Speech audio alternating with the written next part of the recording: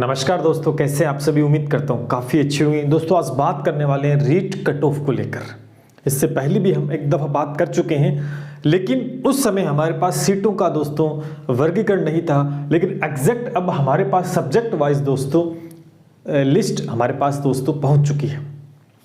बात करेंगे हम लेवल फर्स्ट की भी बात करेंगे, लेवल 2 की भी बात दोस्तों करने वाले हैं। सबसे पहले लेवल 2 की हम बात करेंगे कि सब्जेक्ट के अकॉर्डिंग किस प्रकार की कट ऑफ रह सकती है और ये कट ऑफ दोस्तों किस बेस पे डिसाइड की है। सबसे पहले तो पदों की संख्या के ऊपर दोस्तों ये निर्भर करती है कि पिछली बार जो पदों की संख्या थी वो दोस्तों ज़्यादा थी हर सब्जेक्ट में, और इस बार पदों की संख्या है वो बहुत कम है। अगर मैं इंग्लिश की बात करूँ तो इससे काफ़ी ज़्यादा पद थे, उसके आधे पद दोस्तों हो चुके हैं।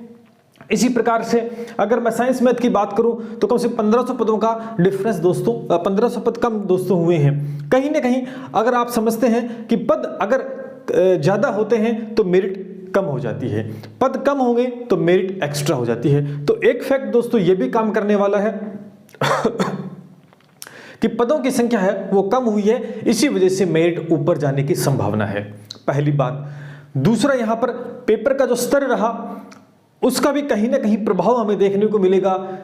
2 से 3% ऊपर नीचे होने की संभावना है, तो कुछ कहीं ना कहीं वो भी दोस्तों मेरिट को थोड़ा ऊपर लेके जाएगी। यानी ये 2 बड़े फैक्ट दोस्तों काम करेंगे। फिर भी मैक्सिमम क्या मेरिट रह सकती है आज हम डिस्कस करेंगे। उम्मीद करता हूं कि इससे ज़्यादा मेरिट दोस्तों नहीं जाएंगी। पूरा विश्लेषण शब्द पदों को हिसाब से दोस्तों मैंने आपके सामने रखा। साथ में यहाँ पर पिछली कट ऑफ क्या रही उसके मुकाबले कुछ ज़्यादा जाने की संभावना है। कैंडिडेट भी इस बार ज़्यादा थे, तैयारी भी बहुत पिछले के मुकाबले अब की बार ज़्यादा थी बच्चों की, और उस हिसाब से पेपर का स्तर भी थोड़ा सा कम रहा। वो भी एक फैक्ट दोस्तों यहाँ पर काम करेगा। तो वीडियो को लाइक कर दें, शेयर कर दें, सब्सक्राइब कर लें, जिससे कि आपको लगातार अपडेट मिलते रहें और भर्ती परीक्षा की तैयारी भी हम आपको करवा पाएँ। नई रीट भर्ती आ चुकी है, उसका मैं जल्द अनाउंस करूँगा। चलिए बात करते हैं। सबसे पहले तो आप सभी को पता है कि हिंदी, इंग्लिश, एसएसटी, संस्कृत और साइंस मैथ के पद किस प्रकार डिसाइड किए गए आपके सामने हैं। बात करते हैं। यह आपके सामने कट ऑफ का आंकड़ा दोस्तों मैंने रख दिया है, आप देख भी सकते हैं। बात करेंगे यहाँ पर अगर हिंदी के, ये लेवल 2 की बात कर रहा हूँ, लेवल फर्स्ट इसके बाद बात करूंगा, ठीक है। नॉन टीएसपी की हम बात कर रहे हैं। अगर हिंदी के अंदर आकर देखो, हिंदी के अंदर पदों की संख्या 1930 पद हैं, और जनरल कैटेगरी के अंदर संभावना है जाने की मेरिट 17। ये एग्रीगेट मैंने बताया 90-10 का आंकड़ा मैंने साथ में लिया है। एक बात और कि 90% आपके रीट के हैं, 10% आपके बी और बीएससी में एक एवरेज के हिसाब से, किसी के 70 है, किसी के 55 है, किसी के 65 है, वो मैंने के एवरेज लेके औसतन उसके हिसाब से एक मेरिट बनाई है, ठीक है। कि भैया जिसके जनरल कैटेगरी के अंदर हिंदी में 79 और 81 के बीच नंबर बनेंगे, कहीं ना कहीं उसका सिलेक्शन दोस्तों श्योर होगा इस बार। उसके बाद में अगर 78 और 80 के बीच में है, ओबीसी, एमबीसी या ईडब्ल्यूएस भी मान लो। यहाँ पर ईडब्ल्यूएस की मैं यही मानता हूँ कि ओबीसी या एमबीसी ईडब्ल्यूएस की इसके आसपास रहने की संभावना है, 70 या 80 के बीच रहने की संभावना दोस्तों रहेगी। इससे ज्यादा फर्क नहीं पड़ेगा, एक नंबर ऊपर नीचे हो सकता है। देखो नीचे हो जाएगा तो फायदा है आपके, या एक नंबर बढ़ सकता है। ऐसे नहीं कि 2 से 3 नंबर बढ़ेगा, इतने ज्यादा दोस्तों आगे नहीं जाएगी। अगर एससी का कोई स्टूडेंट है तो 76 प्लस मेरिट जाने की संभावना है, इसके इर्द गिर्द घूमेगी, और एसटी में है तो 73। इसी प्रकार से अगर मैं अंग्रेजी की बात करता हूं, इंग्लिश की बात करता हूं, पदों की संख्या अगर देखेंगे 4330 है, पिछले के मुकाबले आधे पद हैं, इसका मतलब मेरिट ऊपर जाएगी पिछले के मुकाबले। देख सकते हैं 76 से 78 के बीच नंबर बन रहे हैं। जनरल कैटेगरी बिल्कुल सेफ जोन में है। 75 ओबीसी एमबीसी के बीच बच्चा है, उसके सेफ जोन में रहेंगी, सिलेक्शन की बिल्कुल रेस में है कहीं ना कहीं। उसके बाद में अगर एससी का स्टूडेंट है 73 के अंदर सिलेक्शन श्योर हो जाएगा उसका। एसटी के अंदर भी 70 है मेरिट जाने की संभावना इंग्लिश के अंदर। बात करते हैं एसएसटी की, पदों की संख्या 2515 है, ठीक है। काफी लंबा कंपटीशन होता है एसएसटी में, आप सभी जानते हो। 80 और 81 के बीच जाने की संभावना है जनरल कैटेगरी के अंदर। इसी बीच 78 से 79 के बीच रहने की संभावना है, ओबीसी, एमबीसी या ईडब्ल्यूएस मान सकते हो आप। उसके बाद एससी के अंदर आप देखें 75 से 77, और एसटी में अगर देखो 74 से 76 के बीच रहने की संभावना है।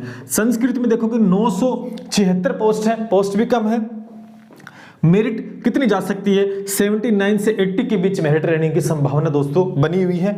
उसके बाद में 78 प्लस हो सकती है ओबीसी की, इससे कम भी हो सकती है 1 नंबर या ज़्यादा भी। 76 एससी की मैं बताना चाहूँगा और एसटी की है 75।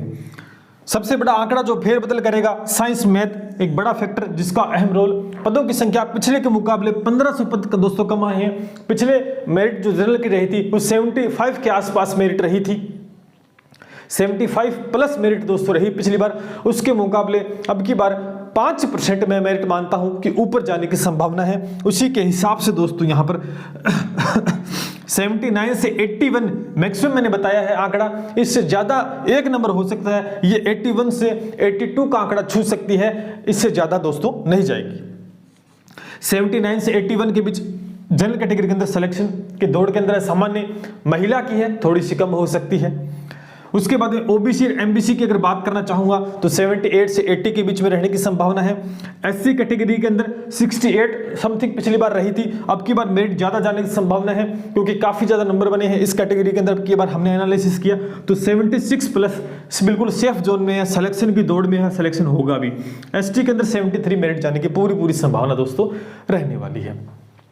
तो ये कुछ वर्गीकरण, कुछ आंकड़े के हिसाब से मैंने आपके सामने मेरिट रही। मैं उम्मीद करता हूं कि इससे ज्यादा मेरिट दोस्तों नहीं जाएगी, इससे नीचे रहने की संभावना है। ये एक अंतिम आंकड़ा मैंने आपके सामने प्रस्तुत किया कि मैक्सिमम इतनी जा सकती है प्रत्येक सब्जेक्ट के अंदर, इससे ज्यादा नहीं होगा। हो सकता है कहीं ना कहीं किसी सब्जेक्ट में 1 नंबर ऊपर हो सकता है, इससे ज्यादा दोस्तों नहीं होगा। ये लेवल 2 नॉन टीएसपी की मैंने आपके साथ डिस्कस की, और टीएसपी के बच्चे हैं वो भी मेरिट चाहते हैं तो वो इस हिसाब से आंकड़े इनसे कम दोस्तों माने, इससे कम है 1-2 नंबर नीचे माने, 2 से 3 नंबर भी नीचे मान सकते हैं, तो उनका भी कहीं ना कहीं इस दौड़ में वो शामिल होंगे। अब बात करते हैं अपने लेवल फर्स्ट के अंदर। लेवल फर्स्ट में सीधी सी बात एक मेरिट बता देता हूं यहां पर जनरल कैटेगरी के अंदर। देखो लेवल फर्स्ट की मैं बात करना चाहूंगा, ये लेवल 2 की थी। लेवल फर्स्ट के अंदर जनरल कैटेगरी के अंदर कोई बच्चा है, उसके यहां पर मेरिट जानने की संभावना रहेगी दोस्तों 120 नंबर बता देता हूं मैं। यहां पर 120 नंबर है तो बिल्कुल सेफ जोन में है, सिलेक्शन की दौड़ में है। ओबीसी का कोई बच्चा है तो 2 से 3 नंबर नीचे माने, 2 से 3 नंबर का मतलब हो गया 117 118 के बीच रहने की संभावना है, और यहां पर इससे कम भी हो सकती है। एससी का कोई बच्चा है, एससी कैटेगरी के अंदर मैं मान के चलता हूं कि यहां पर कि 110 प्लस बिल्कुल सेफ जोन में, 110 के अंदर। एसटी का बच्चा 105 प्लस बिल्कुल सेफ जोन में रहेगा। लेवल फर्स्ट की मैंने बात की आपके सामने, ये लेवल 2 का दोस्तों आंकड़ा है, तो ये आपके सामने है। और मैं आपसे चाहता हूं कि आप क्या इस मेरिट से संतुष्ट है, क्या इससे भी ज्यादा जाएगी या इससे कितनी ज्यादा जा सकती है, ये कमेंट बॉक्स में दोस्तों जरूर बताना। क्या ये आंकड़ा आपको सटीक लगा, सही लगा, क्या इससे ज्यादा भी जाने की संभावना है, और जाएगी तो क्यों जाएगी, ये आप जरूर मुझे कमेंट सेक्शन में दोस्तों बताएं। उम्मीद करता हूं कि इस बीच मेरिट रहने की पूरी संभावना दोस्तों बनी हुई है। रीट के अंदर रीट का जो रिजल्ट है वो जल्द अनाउंस होगा। 10 तारीख से फॉर्म भरने स्टार्ट हो जाएंगे, उसके बाद में 9 तारीख तक, और हम चाहते हैं कि जल्दी से जल्दी रिजल्ट आए, कट ऑफ डिक्लेयर हो जाए और हमारा सिलेक्शन हो जाए। तो बिल्कुल ये जो आपने उम्मीद बना रखी है, आप नियर अबाउट हैं इसके आसपास, तो मैं उम्मीद करता हूं कि आप सभी का सिलेक्शन हो रीट के अंदर। और एक नई भर्ती आपका इंतजार भी कर रही है, जिस बच्चे का सिलेक्शन नहीं होता इस भर्ती में तो उसकी निराशा हाथ नहीं लगे, क्योंकि नई भर्ती उसके सामने है। दोबारा से तैयारी करें, दोबारा से नए जोश सकारात्मक ऊर्जा के साथ इस साल ये चैलेंजेस ले कि अब की बार सरकारी नौकरी हम सरकारी नौकरी का जो सपना है उसे पूरा करेंगे। इसी उम्मीद के साथ लाइक शेयर सब्सक्राइब जरूर करें। मिलते हैं। जय हिंद, जय भारत।